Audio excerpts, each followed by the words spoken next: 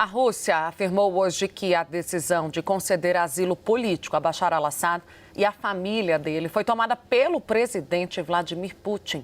O Kremlin não informou o paradeiro específico do líder do regime sírio, que foi deposto pelos rebeldes, o nosso analista sênior de internacional, Américo Martins, acompanha tudo de perto e traz para a gente os detalhes dessa fala do governo de Putin.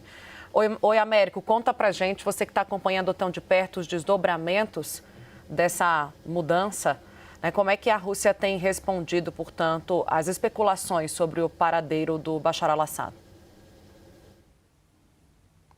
Olá, muito boa tarde, Tainá, Uribe e todos que nos acompanham.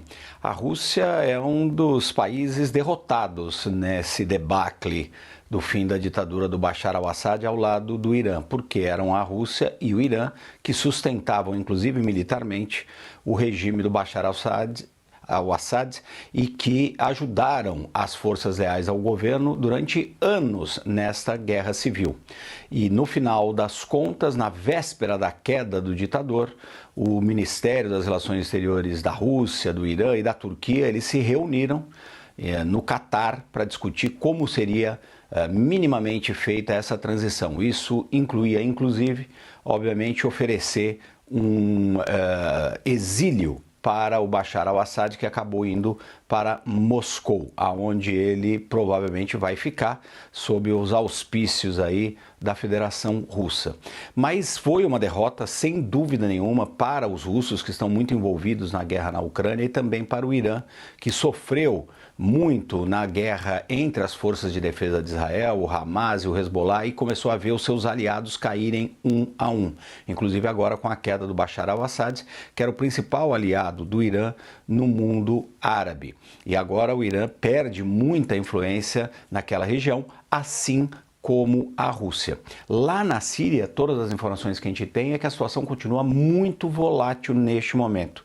O Uribe vinha comentando sobre a possibilidade do HTS, esse grupo, um dos grupos rebeldes, o grupo mais forte que chegou à capital em Damasco, de eventualmente criar um governo mais fundamentalista. Essa, sem dúvida, é uma das possibilidades, mas existe muita incerteza na Síria neste momento, porque são vários grupos rebeldes que combateram as forças do Bashar al-Assad, a Rússia e o Irã.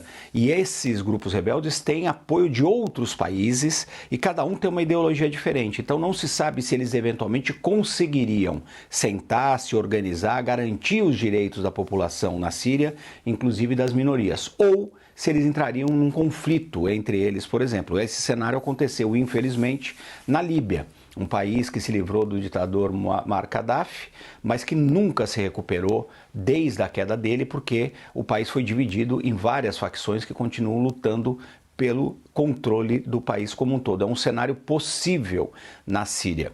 A Rússia, que a gente comentava aqui, tem uma grande prioridade nesse momento, que é manter uma base aérea e uma base naval que os russos têm dentro do território sírio, um leasing que eles conseguiram por ajudar o Bashar al-Assad, e eles vão tentar negociar isso com os rebeldes. Mas a situação é muito volátil e ainda não se sabe exatamente quem é que vai conseguir ocupar esse vácuo de poder que foi criado com a saída do Bashar al-Assad. Por isso tudo, essa informação que vocês trouxeram da movimentação dos diplomatas, inclusive diplomatas brasileiros, de deixar Damasco, é uma decisão correta, justamente porque ninguém sabe o que vai acontecer nos próximos dias, inclusive com a possibilidade de violência na capital da Síria.